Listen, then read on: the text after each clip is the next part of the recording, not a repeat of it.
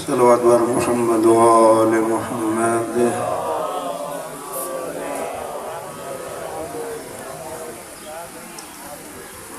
أعوذ بالله السميع العليم من الشيطان اللعين الرجيم. بسم الله الرحمن الرحيم. الحمد لله رب العالمين بارئ الخلائق أجمعين، ثم الصلاة والسلام على رسوله الكريم أبي القاسم محمد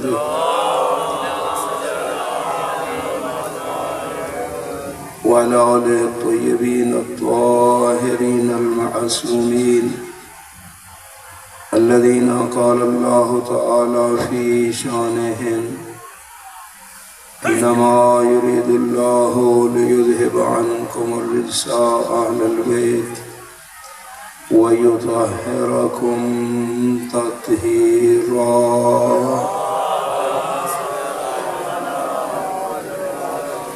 ورحمة الله على شيعتهم ومحبيهم ومواليهم أجمعين، ولعنة الله على أعدائهم ملعونين.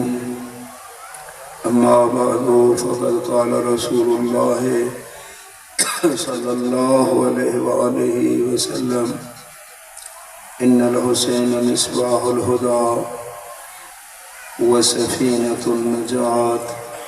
صلوات پڑھیں.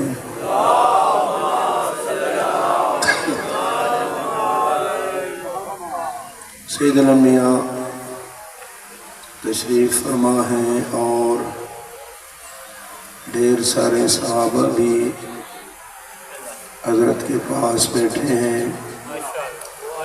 ایک ابی نامی صحابی بھی حضرت کے پاس بیٹھا ہے. اسی اثناء میں امام حسین علیہ السلام اپنے نانے کی طرف خرامہ خرامہ چلتے ہوئے تشریف لائے. سید الانبیاء نے دیکھا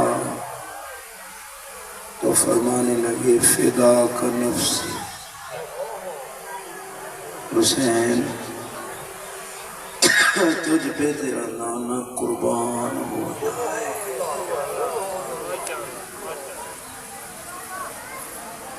پانی تھا. اللہ اکبر، اللہ اکبر.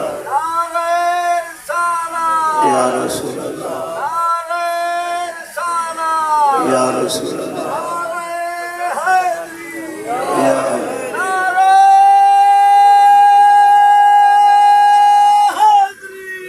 یا اندازہ لگائیں پوری کائنات کا سردار سید الانبیاء فرماتے: فداک نفسی حسین، میں تجھ پہ قربان ہو جاؤں. یا زین السماوات والارضین، اس زمینوں اور آسمانوں کی زینت حسین. یہ جملہ جب ابی نے سنا نا، تعجب کرنے لگا. کہتے: مولا ایکون غیرک زین السماوات والارضین، آپ کے ہوتے ہوئے بھی کوئی اور آسمانوں اور زمینوں کی زینت ہو سکتا ہے؟ فرمایا: ابی تجھے کیا پتہ؟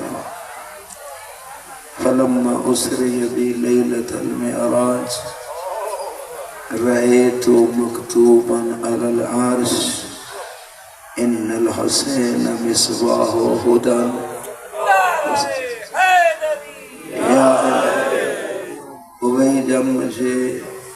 خداوند عالم معراج پہ لے گیا، میں اللہ کے عرش تک پہنچا، میں نے عرش الہی پہ یہ لکھا ہوا دیکھا کہ یقیناً حسین ہدایت کا چراغ ہے اور نجات کی کشتی۔ یا اللہ اکبر، یا رسول اللہ۔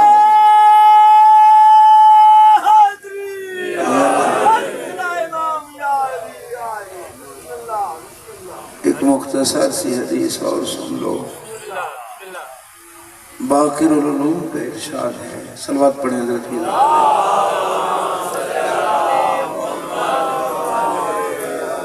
اِنَّا حَدِيثَنَا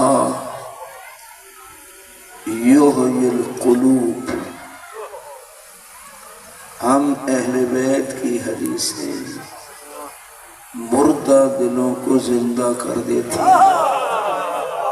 نعرہ تکبیر، اللہ اکبر، نعرہ رسالت، یا رسول اللہ، نعرہ حیدری۔ حدیث معصوم، فرمان معصوم قرآن کی طرح مردہ دلوں کو زندہ کرتا ہے۔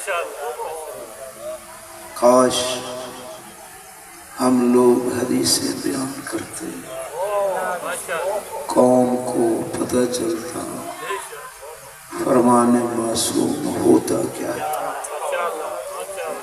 ہم نے اصلاً وہ سلسلہ ہی چھوڑ دیا، افسانے، کہانیاں، شاعری، اس کے پیچھے قوم چلی گئی، نتیجہ وہی جو آپ کے سامنے ہے۔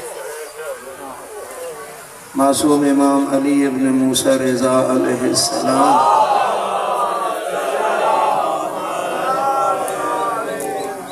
حضرت فرماتے رحم اللہ من احیا امرنا، خدا اس انسان پہ رحم کرے جو ہم اہل بیت کے امر کو زندہ کرے، اہل بیت کے امر کو۔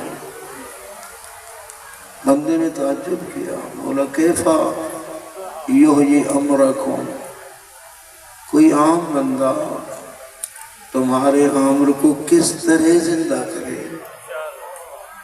فرمایا یتعلم علومنا وَيُعَلِّمُهُ النَّاسِ، جو ہم نے کہا ہے وہ سیکھے، اس پہ عمل کرے، پھر دوسروں کو سکھائے۔ یہ ہر مومن کی تکلیف ہے، علوم آل محمد کو سیکھے، عمل کرے، پھر دوسروں کو سکھائے۔ آگے امام نے ایک حسرت کا جملہ بیان فرمایا، فرمایا لو علم الناس محاسن کلامنا لاتبعونا، اگر لوگ ہم اہل بیت کی کلام کے حسن کو سمجھ جاتے، سارے ہمارے شیعہ بن جاتے، ہمارے تابع بنتے، ہماری اتباع کرتے۔ خوب ایک طرف جعفر صادق علیہ السلام ہے،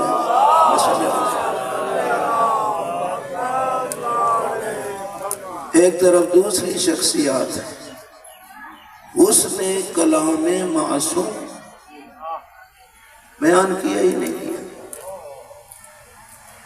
چند دن پہلے آپ نے بھی شاید پڑھا ہوگا سوشل میڈیا پہ، میں نے دیکھا ایک عجیب ٹائٹل ہے اوپر، پیغمبری سے لے کر گلاب جامن تک۔ میں چونک اٹھا، یہ کیا ہے؟ پڑھنا پڑا، کر عنوان ہی اتنا جاذب ہے۔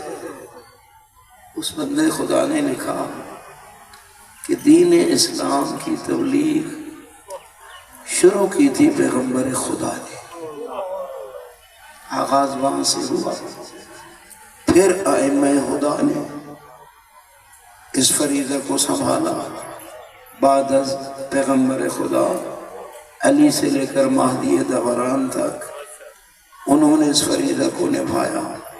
پھر امام زمانہ غیبت میں جانے لگے تو علماء کا دروازہ دکھا گیا، ایک سلسلہ جو تبلیغ کا پیغمبر سے آغاز ہوا، پھر مولوی متقیان، ائمہ خدا، پھر علماء، اور وہ بھی کوئی کلینی، کوئی صدوق، کوئی مفید، ایسے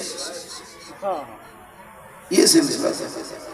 وہ کہتے ہیں لیکن اب ہماری پاکستان کی صورتحال کیا ہے؟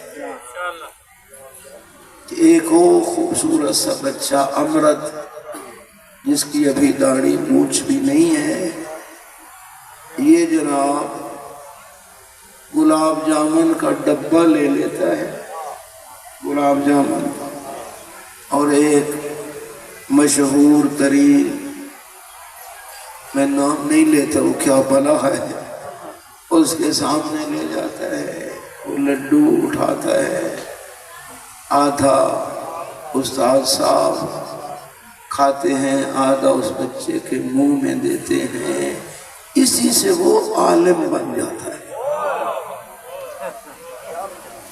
اور وہ اب میری قوم کو دین سکھا رہا ہے۔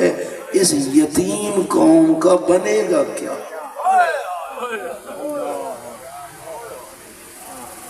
کہ جو سلسلہ سید الانبیاء سے شروع ہوا ان بچوں کے ہاتھ میں آ گیا جنہیں نہ قرآن کا پتہ، نہ معصوم کے فرمان کا پتہ، نہ سیرت کا پتہ، نہ کردار کا پتہ، اور میری قوم ان کو سونے کے تاج پہناتی ہے۔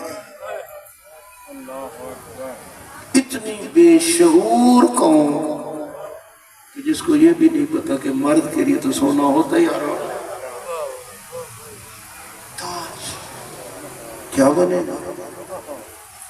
اور یہ وہ حالات ہیں جو معصوم سے مخفی نہیں تھے۔ معصوم ہستیوں نے ان حالات کی طرف اپنی اخبار غیبیہ میں صراحت فرمائی، فقط اشارہ بھی نہیں، صراحت۔ سیاتی زمان علی الناس یفرون من العلماء کما یفر الغنم من الذئب۔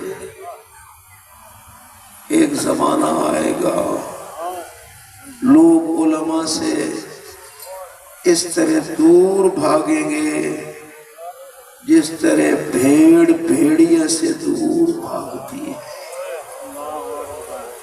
معصوم نے فرمایا ایک زمانہ آئے گا، جب آئے گا یہ زمانہ ان لوگوں پہ اللہ کے 3 عذاب نازل ہوں گے۔ 3 عذاب۔ پہلا، یرفع اللہ البرکہ عن رزق، ان کے رزق سے برکت اٹھ جائے۔ بابرکت رزق وہ ہوتا ہے جو وہاں خرچ ہو جہاں رازق نے حکم دیا ہے، اپنے اوپر، بال بچوں کے اوپر، صلہ رحمی، یتیم غریب رشتہ داروں کے اوپر۔ یہ شراب، کباب، نشے، کتے، یقین کرو یتیم بھوکے مر رہے ہوتے ہیں، اس فرعون کے کتے قیمہ اور مکھن کھا رہے ہوتے ہیں۔ اور اس کی طرف معصوم نے اشارہ فرمایا، جو حلال پہ خرچ نہیں کرے گا اس کا حرام پہ خرچ ہوگا۔ یہ چیک کر لیں آپ اپنے علاقے کے لوگوں کو، برائیوں پہ خرچ ہوتا ہے۔ دوسرا، سلط اللہ علیہم سلطانا جائرا، جو علماء سے دور بھاگیں گے ان کے اوپر ظالم حاکم مسلط ہو جائیں گے۔ جو دور بھاگیں گے ان پہ ظالم حاکم مسلط ہو جائیں گے، جو علماء کی قدر کریں گے خدا انہیں خامنائی عطا کرے گا۔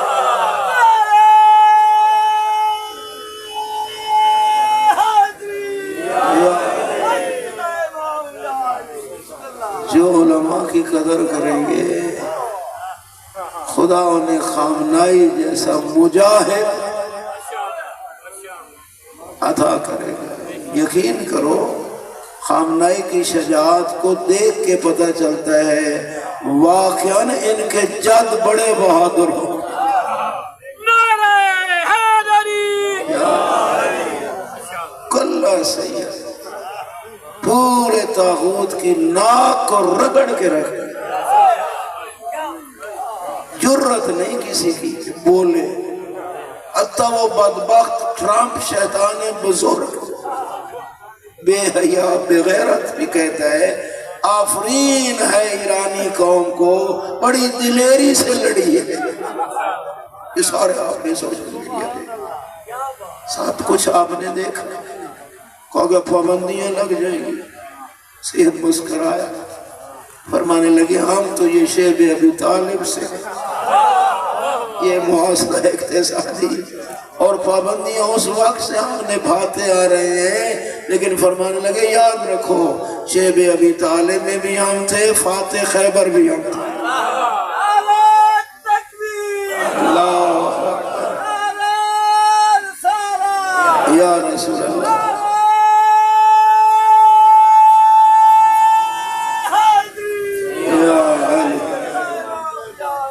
فاتح خیبر بھی ہم ہیں، شیب ابی طالب میں بھی وقت گزارا ہے تو فاتح خیبر بھی ہم ہیں۔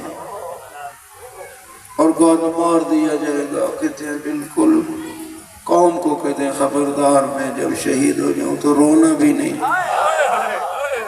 میں فرض کی ادائیگی میں جا رہا ہوں، رونا نہیں ہے، فرض کی ادائیگی میں جان چلیے گا۔ اصلاً ہم مارے پھر بھی جنتی، مارے جائیں پھر بھی جنتی، ہمیں تو ٹینشن نہیں ہے۔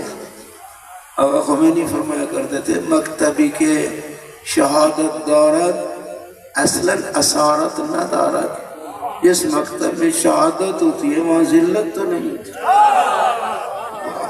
سر بلند کر نعرہ تکبیر! اللہ اکبر یا رسول اللہ یا مظلوم کربلا کا وہ حسین فرمان الا وَإِنَّ الدَّعِيَّ ابْنَ الدَّعِيِّ قَدْ رَكَّضَنِي بَيْنَ اثْنَتَيْنِ بَيْنَ السِّلَّةِ وَالظِّلَّةِ هَيْهَاتَ مِنَ الظِّلَّةِ۔ اس بدبخت نے دو راستوں میں سے ایک راستہ منتخب کرنے پہ میں حسین کو مجبور کر دیا ہے، یا تو یہ ہے کہ یزید کی بیعت کر کے ہمیشہ کی ذلت قبول کروں، یا چند یاروں انصار کے ساتھ شہادت کو گلے لگوں۔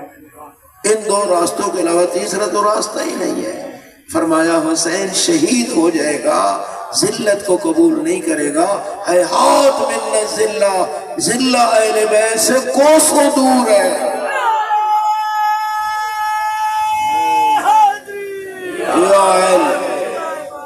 یَأْبَى اللَّهُ ذَلِكَ لَنَا وَرَسُولُهُ وَحُجُورٌ طَابَتْ وَطَهُرَتْ۔ فرمایا اللہ بھی کہتا ہے حسین سر کٹا کے نیزے پہ چڑھا دینا، ذلت قبول نہ کرنا۔ وَرَسُولُهُ، اللہ کا رسول بھی میرے حق میں یہی کہتا ہے کہ ذلت کو قبول نہ کرنا۔ وَحُجُورٌ طَابَتْ وَطَهُرَتْ، وہ طیب اور طاہر گودیں جن میں حسین پروان چڑھا ہے وہ بھی کہہ رہی ہیں ذلت کو قبول نہ کرنا۔ اس ماں کا بھی بڑا احسان ہے جس نے حسین کی تربیت کی۔ عصمت اپنی جگہ پہ، لیکن یقین کرو مجھے آج بھی یاد ہے وہ کوثر نیازی والا جملہ جو اس نے حسین ڈے کی مناسبت سے لکھنؤ کے جلسے میں اس نے مقالہ پڑھا تھا، پھر وہاں سے وہ ہمارے پاس پہنچا، دارالعلوم محمدیہ کے المبلغ میں چھپا، ہم اس وقت پڑھتے تھے تو اس میں یہ جملہ میں نے 1973 میں پڑھا، لیکن کلیجے پہ لکھا ہوا ہے کہ وہ کہنے لگا دنیا زہرا کے جتنے احسان ہیں بھلانا چاہے بھلا دے، یہ تو نہیں بھلا سکتی دنیا کہ زہرا نے زمانے کو حسین دیا۔ اللہ اکبر، یا رسول اللہ، یا علی۔ جو قدر کرتے ہیں ان کو خدا خامنائی دیتا ہے، جو دور بھاگتے ہیں ان کو راہ پر گلاب جامن ملتا ہے۔ یہ ہماری حالت ہے۔ انہوں نے ہمیں دین سکھانا ہے، حاجی ناصر کیا بنے حقیقت اب ماڈرن ہے چیز۔ صلوات پڑھیں آپ معصوم کے ساتھ، اللہم صلی اللہ علیہ وسلم۔ خدا کے لیے علماء کا ساتھ دو، علم کا ساتھ دو اگر ہدایت چاہتے ہیں، ورنہ سوائے گمراہی کے کچھ نہیں ہے۔ جھوٹ جھوٹ ہی جھوٹ۔ حدیث معصوم مردہ قلب کو زندہ کرتی ہے، جھوٹ زندہ کو بھی مردہ کرتا ہے۔ جس طرح میری قوم کی حالت ہو گئی، جڑا جاتک لکھا نہ سمجھے نہ نانی دے حوالے دے دادی دے، تو ثواب وقت کی آتی حقہ بادشاہ جس منحوس دا وجود ہی کوئی نہیں۔ جھوٹ ہو آیا ساری رات جھوٹ سناتی ہے وہ نانی۔ اب بتاؤ جو جھوٹ سن کے سویا ہے بڑا ہو کے ابو ذر تو نہیں بنے، ممکن ہی نہیں، ممکن ہی نہیں ہے میرے بھائی۔ اس طرح نانی اور دادی بوڑھی نے جھوٹ سنا سنا کے بچے کو سلا دیا، ان بوڑھی جھوٹی نانیوں نے دادیوں نے میری پوری قوم کو سلا دیا۔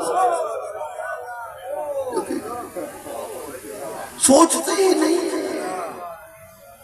کہ بھئی کیا کہہ رہا ہے۔ وہ سو گئے نا،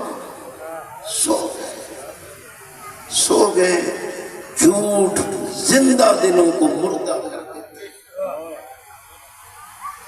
اور سچ مردہ کو زندہ کر دیتے۔ قوم یہاں تک ترقی کر گئی، شاعر کے شعر کو قرآن سے مقدم سمجھتی ہے، قرآن سے مقدم، معصوم کے فرمان سے مقدم۔ کوئی فلاں شخصیت کا یہ نہیں۔ میرے بھائیوں اور بزرگوں، تیرے اور میرے لیے ہدایت کے لیے عقل ہے، قرآن ہے، وارثان قرآن ہے، اس کے علاوہ تیسری شے نہیں ہے۔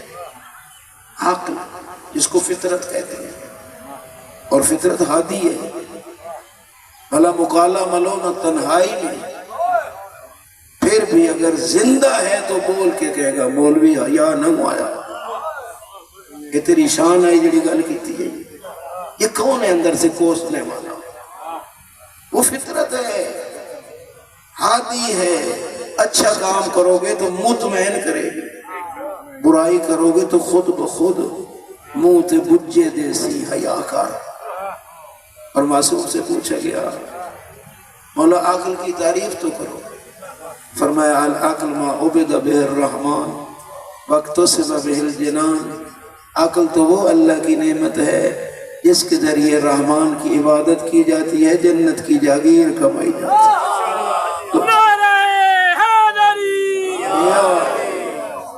ما عبد بہ الرحمن واکتسب بہ الجنان، جنت کی جاگیر۔ تو کسی نے کہہ دیا یار یہ مولا متقیان کا فرمان، کسی نے کہا مولا وہ جو دوسرا آپ کے مقابلے میں ہے اس کے پاس کیا ہے؟ فرمائے شیطنت، شیطنت، چونکہ اس کی عقل شیطان کے کنٹرول میں ہے، شیطان کے کنٹرول میں ہے۔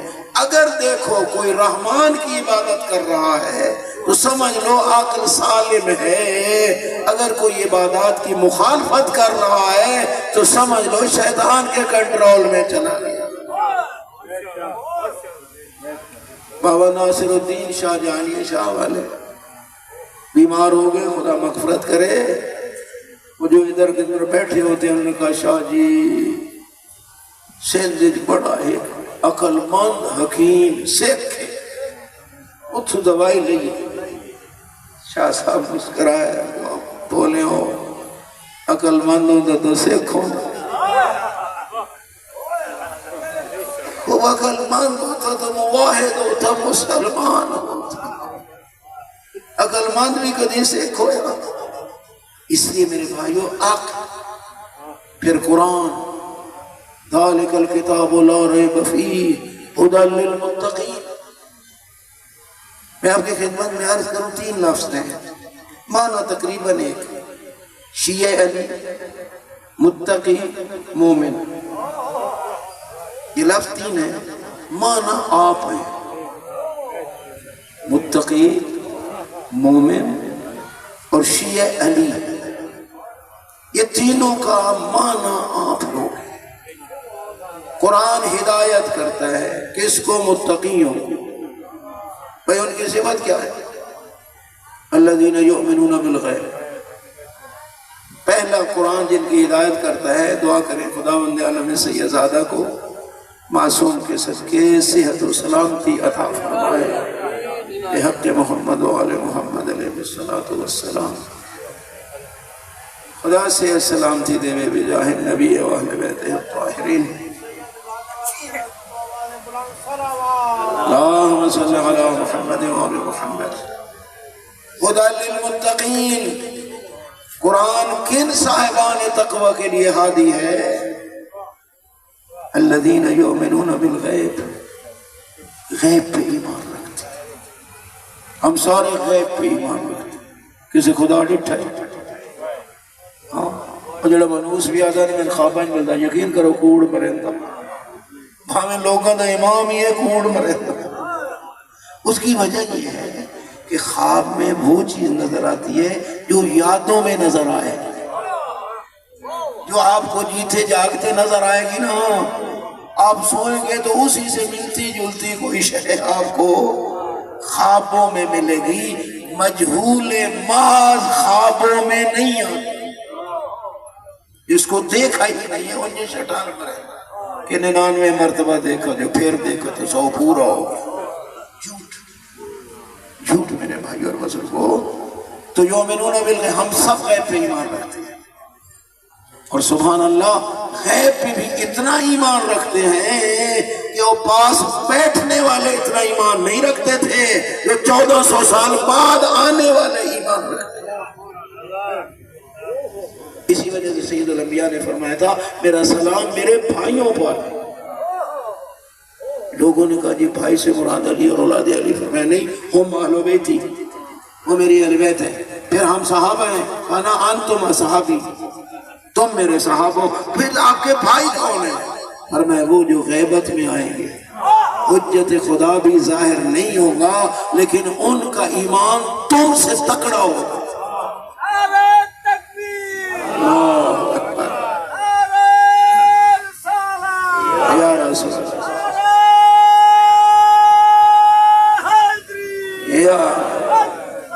مومن غیب پہ ایمان رکھتے ہیں، یقیمون الصلاۃ، نماز بھی پڑھتے ہیں، وَمِمَّا رَزَقْنَاهُمْ يُنْفِقُونَ، جو ہم نے دیا ہے اس سے کچھ ہماری راہ میں خرچ بھی کرتے ہیں۔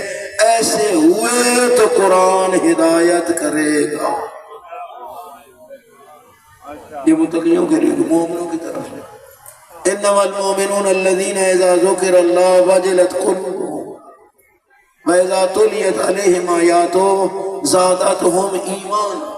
قرآن کہتا ہے مومن وہ ہوتا ہے کہ جب بھی یاد خدا آتی ہے دل کانپنے لگتا ہے، پہلی۔ اور دوسری علامت یہ ہے کہ جب بھی آیات الہیہ کی تلاوت کی جائے ان کے ایمان میں اضافہ ہوتا ہے۔ ہمارے ہاں جب قرآن کی تلاوت شروع کی جائے اس لیاتن شاہ کی ذری تلاوت کرو نہ بندے حال ہیں تو مولوی پڑھ سکتے، یعنی قرآن اس وقت پڑھنا ہے جب سننے والا کوئی نہ ہو، اور کوئی میرے جیسے سر پھریا تقریر قرآن دی آیت تے پڑھے تو آدھنی نہور شہ اوندی کوئی۔ اب 73 والی برادری لاجنا سے 73 والے بلوچ ہیں، ایک بار انہوں نے میٹنگ کی تھی کہ بھئی محرم کے لیے بندہ وہ بچ کوئی میری پارٹی ہے، انہوں نے ظہور خان کو بلا لینے ہیں، وہ بھی جو ایک بولے خدا دی ذات ہدایت دے، اس اگر چھوڑ یار انہوں قرآن تے نہج البلاغہ دلا بشائی کو نہیں۔ یہ میں آپ بیتی آپ کو بتا رہا ہوں۔ تو جس قوم کو قرآن اور معصوم کے فرمان سے اتنی نفرت ہے وہ مومن کیسے ہے؟ قرآن تو کہتا ہے اذا تلیت علیہم آیاتہ زادتہم ایمانا، آیات الہیہ کی تلاوت کی جائے ان کے ایمان میں اضافہ ہوتا ہے۔ ہمارے سامنے قرآن پڑھا جائے سارے مر ویندین، ہم مومن کیسے؟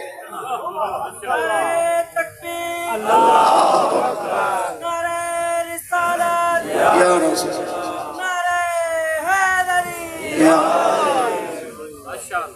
وَإِذَا سَمِعُوا مَا أُنزِلَ إِلَيْهِ تَفِيضُ الدَّمْعُ، 7ویں سپارے دا مڈ کہ اے میرے حبیب جو تیرے اوپر نازل ہوتا ہے نا قرآن، جب وہ سنتے ہیں تو ان کے آنسو بہنے لگنے۔ قرآن یہ ہے، ہمارے یہاں قرآن کی کیا ویلی ہے؟ اذا تلیت علیہم آیاتہ زادتہم ایمانا وعلی ربہم یتوکلون۔ مومن وہ ہوتے ہیں جو اپنے رب پہ بھروسہ کرتے ہیں۔ رب سان حالا رب لب دے ہی نہیں پیا کہ کیڑا رب ہے جس تے بھروسہ کریے۔ یہ ہماری قوم کی حالت ہے۔ میرے بھائیوں اور بزرگوں، توکل کس کو کہتے ہیں؟ وکیل بنانا۔ توکل وکالت سے ہے۔ وکیل کیا کرتا ہے؟ یعنی جو کام میں نے کرنا ہے میں سائن کر دیتا ہوں کہ شادی آپ میرے وکیل ہیں یہ کریں۔ اب بتاؤ، خود قرآن کہتے ہیں حسبی اللہ و نعم الوکیل، کوئی اچھا وکیل تلاش کر رہے ہیں تو خدا سے بڑھ کے کوئی نہیں۔ بھلا بھروسہ کر کے تو دیکھو نا، اللہ پہ بھروسہ کرو تو صحیح۔ نعم الوکیل، سب سے اچھا وکیل اللہ ہے۔ ہم غیر اللہ پہ اعتماد کرتے ہیں، اپنے اللہ پہ نہیں کرتے، نہیں کرتے۔ یقین کرو اور یہ بھی یاد رکھو، وہ ذات کہتی ہے وَعِزَّتِي وَجَلَالِي، جو میرے علاوہ میرے غیر پہ بھروسہ کرے گا نا اس کو تو میں ضرور محروم رکھوں۔ قسمیں کھا کے کہتا ہے، عزت و جلالت کی قسم کہ جو میرے غیر پہ بھروسہ رکھے گا نا لَأُحْرِمَنَّهُ، اس کو میں ضرور محروم کروں، ضرور محروم کروں۔ عَلَىٰ رَبِّهِمْ يَتَوَكَّلُونَ، آگے الَّذِينَ يُقِيمُونَ الصَّلَاةَ، بہت نماز آگے کہ مومن وہ ہوتے ہیں توکل پر خدا کرتے ہیں، نماز پڑھتے ہیں، اور اس کے بعد وَمِمَّا رَزَقْنَاهُمْ يُنْفِقُونَ، جو ہم نے دیا ہے اس کو راہ خدا میں خرچ کرتے ہیں۔ اولئک هم المؤمنون برحقا، یہی برحق مومن ہے۔ اس سے بڑھ کے خدا کی آسرات کرے۔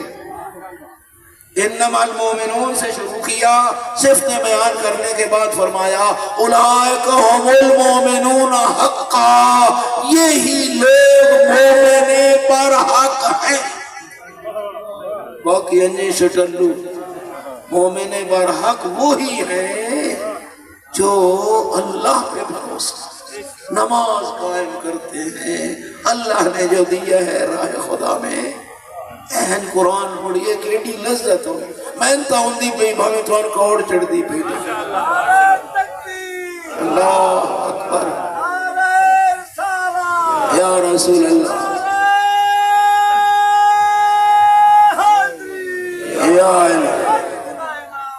فرمایا جو علماء سے دور ہوں گے 3 عذاب نمبر 1 برکت رزق سے بھی ختم، زندگی سے بھی ختم، نامراد کوئی چنگا کام اس نہیں کرنا۔ دوسرا حاکم ظالم مسلط ہو جائیں گے۔ آخری عذاب تو بڑا سخت ہے، یخرجون من الدنیا بلا ایمان، بے ایمان ہو کے مریں گے۔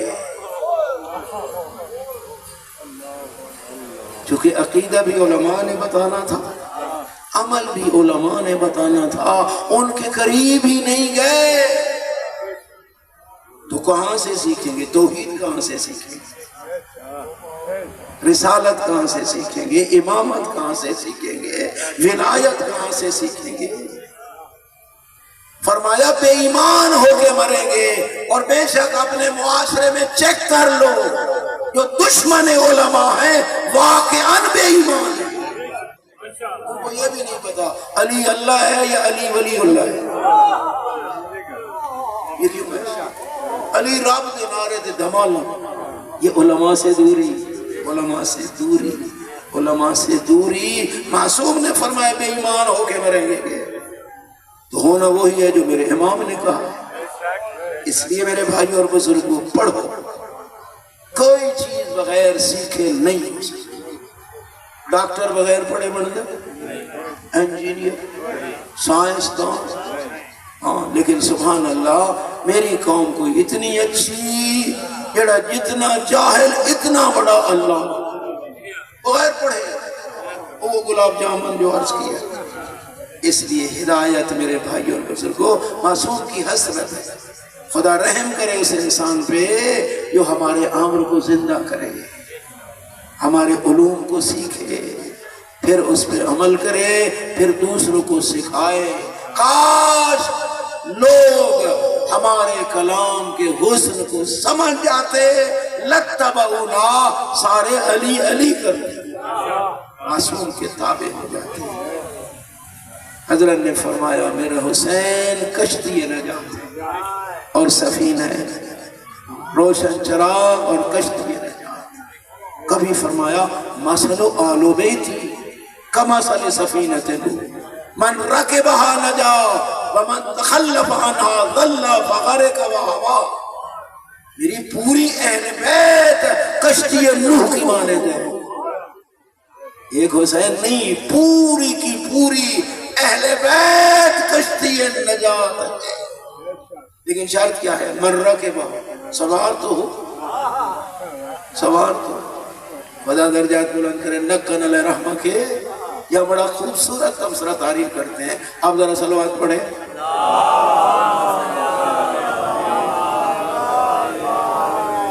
فرماتے ہیں کشتی ہو سمندر میں اور مولوی ہو ساحل پہ، اور وہاں کشتی کو دیکھے تو بڑی خوبصورت کشتی، تعریف شروع کر دیں کہ بھئی مٹیریل بڑا اچھا ہے، رفتار بڑی اچھی ہے، رنگ بڑا اچھا ہے، بادبان بڑا اچھا ہے۔ فرمایا واقعاً اگر کشتی ایسی ہے تو ساحل سمندر پہ کھڑے ہو کے اس کے فضائل پڑھنا آجر ملے گا، لیکن مولوی ابھی تو سوار تو نہیں ہوا، باہر کدی تے کھڑا، سارے میرے برادری کدی تے دریا دے بیٹھے ہو، اتھے باہر کھڑے ہو کے ہاں کشتی کے فضائل پڑھنا، اگر وہ واقعاً ایسی ہے اور آپ حقیقت بیان کر رہے ہیں تو آجر ہے۔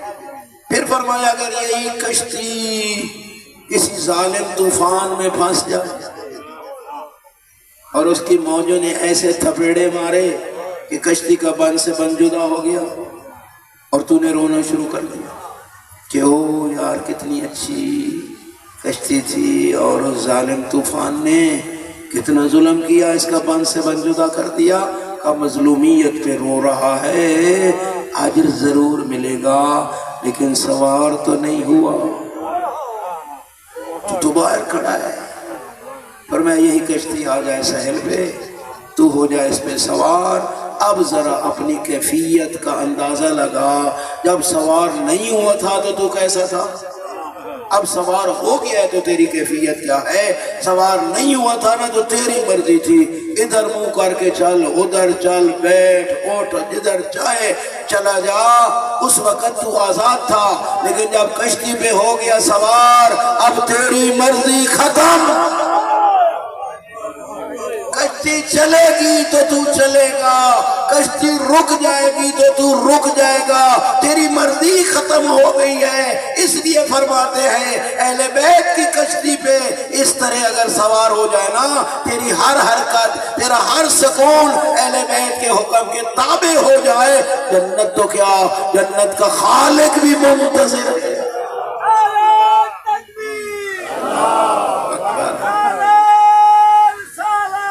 یا رسول اللہ،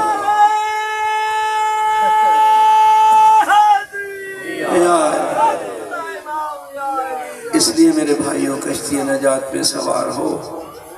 اور امام میدان کربلا میں کشتی لے اس لیے آیا تھا کہ کوئی اور جیسا سوار، یقین کرو چون چون کے امام نے سوار کیا۔ ایک بات میرے مطالعے میں تازہ آئی ہے، میں کنجوسی نہیں کرتا، جو مجھے بات سمجھا میں آپ کو سنا دیتا ہوں۔ یہ زہیر عثمانی تھا، آپ کو پتہ ہے، دشمن ہے۔ میں حیران ہوں، پڑھ رہا تھا جنگ صفین میں یہ معاویہ کے لشکر میں تھا، اور جو قابل توجہ بات جس نے مجھے چونکا کے رکھ دیا کہ یہ کئی بار علی علیہ السلام کی تلوار کی زاد میں آیا،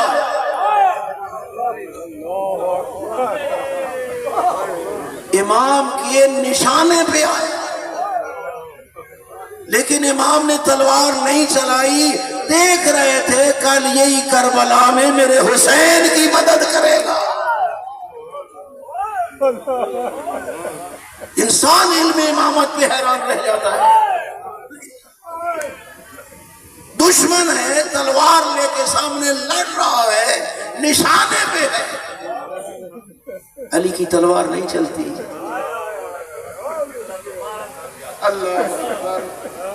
اللہ اکبر۔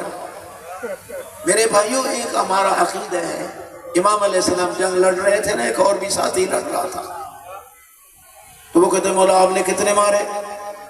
تو میں اتنے تو میں نے بھی مار لی ہیں، کوئی کمال تو نہیں ہے۔ حضرت نے فرمایا نہ، تیرے سامنے جو چڑھا تو نے مار دیا، علی کے سامنے جو آیا علی نے پہلے اس کی سول پہ دیکھا۔ اگر اس کی نسل سے ہزاروں سال بعد بھی کوئی محب اہل بیت پیدا ہونے والا تھا، اس بچے کے صدقے علی نے اس کے کافر بابا دادا کو معاف کر دیا۔ یہ اس کا ایک مصداق، یہ اس عقیدے کا ایک نمونہ ہے زہیر والا۔ امام کے مقابلے میں تلوار ہے، اٹھائے ہوئے ہے، خارجی ہے، لیکن امام کے نشانے پہ آتا ہے، امام تلوار نہیں چلاتے، کل اس نے میرے حسین کی مدد کی، اس طرح چن چن کے سوار کی۔ اور میرے بھائی اور بزرگوں، اتنا کریم حسین، اور کے بارے میں آپ کو پتہ ہے، اور جیسا مجرم کوئی نہیں، اور پھر یہی معراج میں پہنچتا ہے۔ خدا درجات بلند کرے۔ علامہ اختر عباس صاحب قبلہ کے فرما رہے تھے کہ امام حسین علیہ السلام نے غور کا علاج پہلی ملاقات پہ ہی شروع کر دیا تھا، جب پہلی ملاقات ہوئی تھی، اور جب اس نے گستاخی کی تھی اور امام کے گھوڑے کی لگام میں ہاتھ ڈالا تھا، تو امام نے ایک بڑا سخت جملہ کہا تھا، سکلت کا امک یا اور تیری ماں تیرے غم میں روئے۔ امام حسین علیہ السلام جیسا خلق عظیم کا مالک، جن کے بارے میں نے روایت پڑھی ہے کہ لو کان حسن الخلق شخصا لکان حسینا، لوگوں اگر حسن خلق انسان کی شکل میں ہوتا تو حسین ہوتا۔ اتنا خلق عظیم کمالے، اتنی سخت بات کیوں کی کہ تیری ماں تیرے غم میں روئے؟ علامہ فرما رہے تھے حضرت نے اس لیے ماں کا نام لیا چونکہ عادت ہے کسی کو سخت جملہ کہو نا وہی دہراتا ہے۔ امام کا مقصد یہ تھا کہ حر ذرا متوجہ ہو جائے میری ماں کون ہے۔ اسی جب امام نے کہا نا سکلت کا امک، تیری ماں تیرے غم میں روئے، اور عرض کرتے مولا حسین اگر روئے زمین پہ کوئی اور بندہ مجھے یہ بات کہتا میں اس کو یہی جواب دیتا، لیکن تجھے کیسے دوں؟ تیری ماں تو زہرا ہے، سیدۃ النساء العالمین ہے۔ یہی علاج یہاں سے شروع ہوتا ہے میرے بھائیوں اور بزرگوں۔ اور ایک بزرگ عالم دین محقق یہ جملہ کہہ رہے تھے کہ اس نے ایک لحظہ زہرا کی قدر کی، اللہ نے جنت پہنچا دیا۔ حر کی توبہ کا سبب زہرا کی قدر، ایک لحظہ کے لیے قدر کرتا ہے تو خداوند عالم حر کی توبہ کو قبول کرتا ہے۔ سیدہ شباب اہل الجنہ کے قدموں میں سر اور ماں زہرا کے رومال کی پٹی۔ اب بتاؤ جو قدر کرے اس کو خدا یہ اجر دیتا ہے، تو جس بدبخت نے پسلیاں توڑی اور جس نے محسن کو شہید کیا، لا یوسق وثاقہ احد، اس عذاب میں چلے گا جس کی کوئی مثال نہیں ہو۔ میرے بھائیوں گزر گیا 10ویں کا دن، آ گئی شام غریباں، او کتنا فریضہ آ گیا زینب کی گردن پہ۔ ایک سجاد ہے وہ بیمار، یتیم، بیوائیں، سب کو سہارا۔ اللہ اکبر۔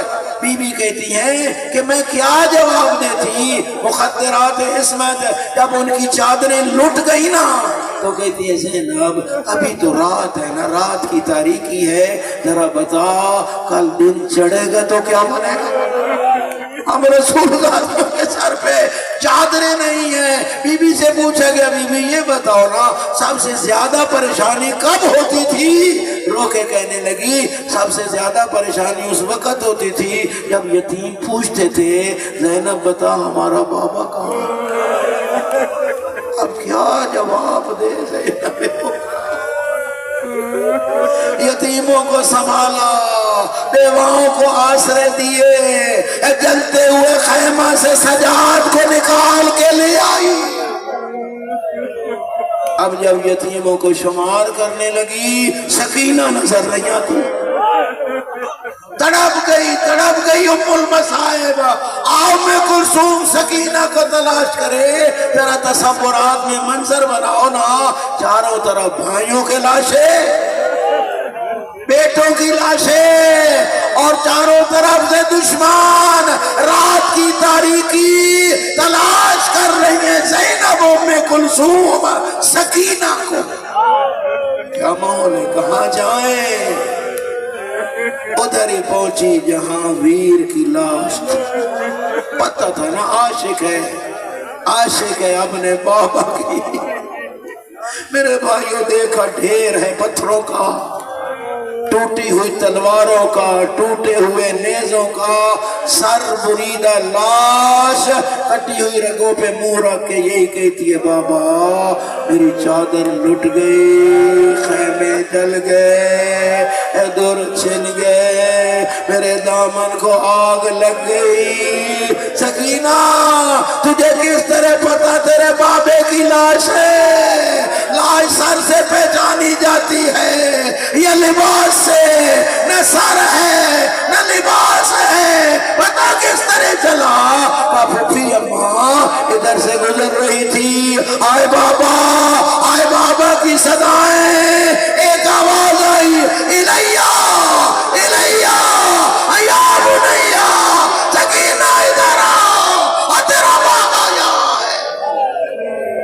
سکینہ اٹھو نا اٹھو، پھوپھی اماں کس طرح اٹھوں؟ حسین جیسے غیور کی بیٹی ہو، اور میرے سر پہ چادر نہیں، کوئی چادر ہے تو لے آؤ۔ اور رو کے کہا امتوں کے مثلوں کے فاطمہ تیری پھوپھی کا برقع بھی لٹ گیا۔ انا للہ و انا الیہ راجعون۔ پھر التماس دعا ہے، دعا کریں خداوند عالم سید زادہ کو صحت کامل اور عاجلہ نصیب فرمائے بحق محمد و آل محمد۔